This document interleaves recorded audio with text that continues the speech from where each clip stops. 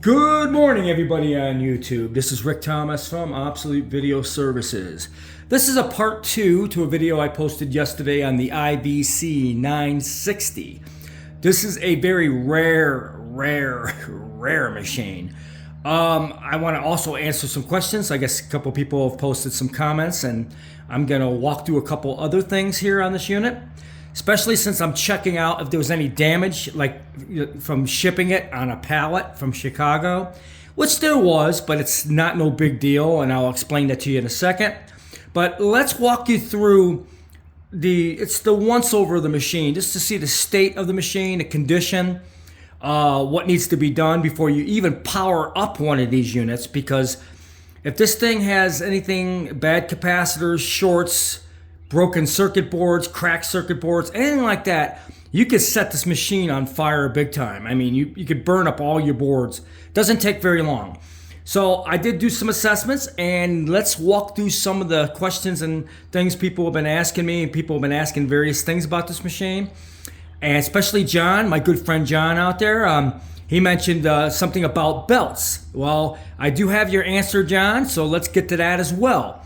First of all, as you can see, I got the machine on its side, and every card has to be pulled, okay? Now, you want to use a brush like this that's got very fine bristles at the very end, which is from fine to a slight coarse. These are very good brushes, especially when you're cleaning circuit boards.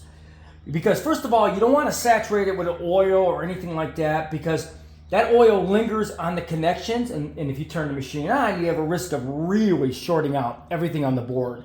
When you get to clean a board, you got to do it with the most less abrasive way of cleaning it, getting the dirt and grime and everything off of it.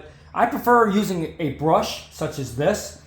A brush is really a good way of doing it because of the fact it's very fine, and all you have to do is go over everything like this very aggressively. You know, it doesn't damage anything. You get all the dust and dirt out of it, just like that. Tip it around, do the back of the board like so, and that gets everything really clean. You do it a few times, and then you can pop it back into the slot. But before you do that, well, actually, I'll just show you real quick. Before you do that, you want to clean it with Deoxit. Now, this is a contact cleaner for like volume controls, gold contacts. This stuff is the best stuff in the world, literally. And you would spray it on these gold contacts right here, both sides. You take like a t-shirt material, and you'd rub it in really good before you would even install the board back into the unit, okay? So just want to point out, you know, you want to get yourself a good brush such as this, because you want to clean the boards. But when you clean them, you want to really aggressively get the dirt out of the connections and everything else, because then you can see what's bad, what ain't bad, if something's going to get bad, whatever. You want to keep getting it nice and clean. All right, I have to do that in every board, which is pretty interesting. But anyways, then you use the Deoxit, you use the cleaner, and you go from there. All right, now I want to discuss what was damaged on this machine. I flipped it on its side so I could pull the back panel out. All right, what's damaged is they broke 1, 2, 3 fuse holders that have 3 or 4 amp fuses in it. I guess on the pallet it must have shifted, and it just broke these little plastic connectors off real bad. So there's 3 fuses that are damaged. I got brand new ones on order, and I'm going to swap them out with original replacements such as these.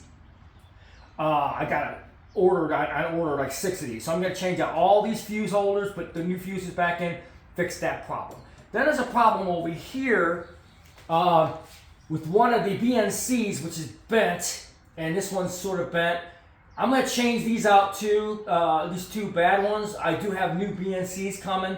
There's a couple little change outs here, which will take, you know, minute time. I mean, probably 20 minutes probably to do all this once I put all the new components in. I have to fix these fuse holders. They are damaged. That happened in shipping when it was on a pallet.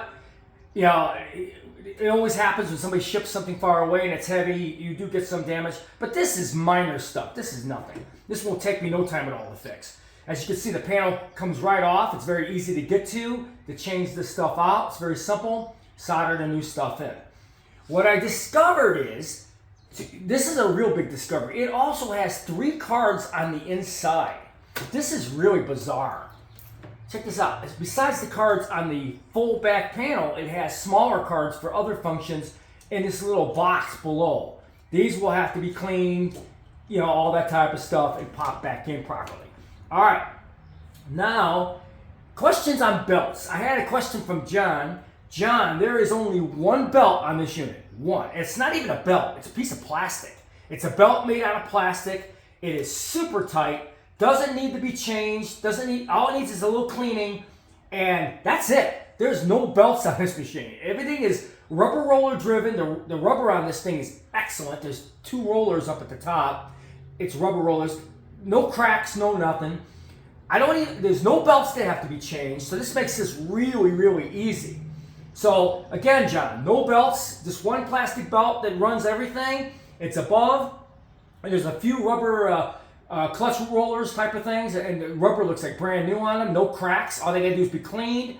I gotta clean these other cards on the bottom here and pop these in when I get all the upper ones done, and change out some broken fuses and a few little things that was done in shipping. No big deal. Very, very simple. But I also want to point out something very, very cool to everybody out here. This machine is unbelievable. They even label what each card is, because I don't have a service manual for this thing. I wish I did. I'm also looking for some extra video heads for this machine, just in case you may have some IVC parts. Maybe you have an IVC machine laying around, or you have heads. Contact me. I would be very interested in getting them from you, because I could use some extra heads for this machine. But anyways, this is an amazing machine. It's got servo 1, servo 2, tension servo, sync stripper, control tracking processor, editing logic, capstan servo, bias erase oscillator, that would be for the audio, control logic, okay? And then over on this bottom part of it, you got your modulation, your demodulation, your RF equalizer, your dropout compensator. I mean, it's actually got its own built-in card dropout compensator. That is really imperative to have for glitches in the video. If they built a professional dropout compensator card for this, this thing is going to play really nice with tapes that might have severe dropouts. Awesome. Cannot believe it's got its own dropout compensator card. This is fantastic. It's also got a dropout compensator part 2. There's 2 cards to that. That's unbelievable. It's got an input amplifier for the video and audio input. It's a special card for that. It's got its chrominance card, which is for color, obviously, you know, because it's got color playback. It's got color luminance, which is the second part of the color processing circuit. It's got audio 1 and audio 2. Every one of these cards on the bottom of the slots tells you exactly what it does. So if there's any issue when you're using the machine, it should be a very easy fix to figure out what card is causing the issue.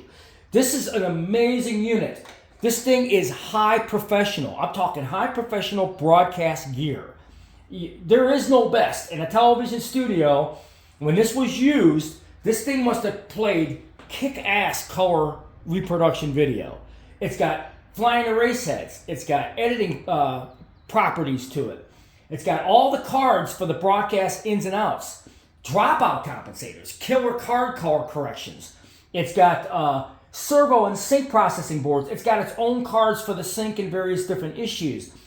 This is the most user-friendly machine you could actually have, because if there's an issue and you know what you're doing, you could pop the card out and figure, okay, it's probably an IC, change it out, and you're back up and running again. But this thing is amazing. I'm right now working on cleaning it, fixing some of the broken parts from shipping. I got the parts on order, so that'll probably be last. Once I get everything clean and get the new parts plugged in, I will do a follow-up video where we'll power this sucker up. Probably hasn't been powered up since maybe the mid-80s, if that. They probably used this probably up to about 1985, 86. But this unit is from 1971. I do know that. I do have just got some paperwork on it. I was doing some research about this machine. This thing was badass in its day. I mean, many television stations who actually bought this unit said this thing was just amazing to use.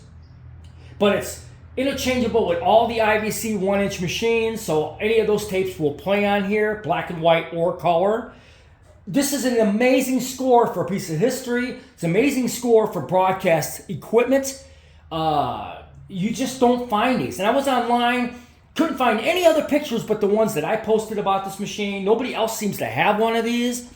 It's so rare, I can't even find anybody else who has this exact model. That's how mind-blowing it is. So, hope you guys enjoyed this little tour of what's got to be done. Basically, we got to do a lot of cleaning, which we're going to do today.